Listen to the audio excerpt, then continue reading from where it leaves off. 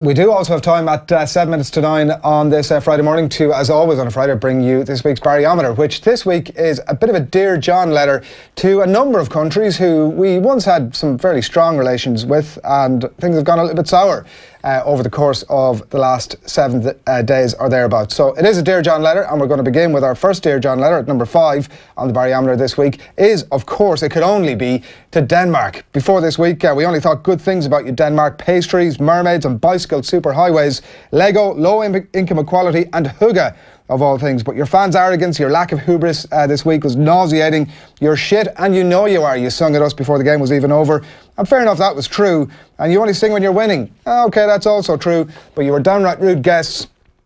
And, of course, you took our rightful place at the World Cup for 2018. So it's a Dear John letter for you, Denmark. It's a Dear John letter as well for you, Australia.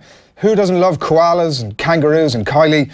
But come on, Australia, give our GA players, our amateur GA players, a break. They're only amateur. You send them out in mid-afternoon Adelaide sun to be sunburnt and sun-kissed and schedule the game so we can't possibly see it unless we're just coming in from the pub and extremely pissed, which, let's face it, actually might not have been the worst thing.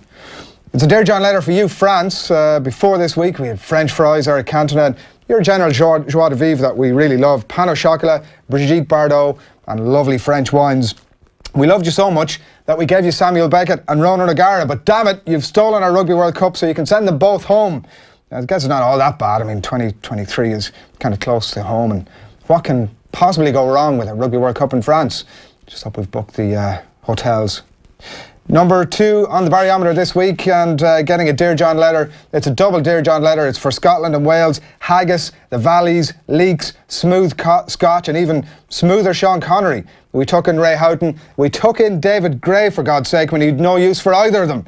We entertained the clearly crazy idea of the Nations Cup, and this is how you repay us, Scotland and Wales. That's David Gray, by the way. Look it up. You have to Google it. Owen did earlier on. It all makes sense. No more Mr. Nice Country from us. It's a Dear John letter for our Celtic cousins, Scotland and Wales. But our number 1 in the Barryometer this week, our number 1 Dear John letter is going to a country we previously had really good relationship with, but now we want to break up.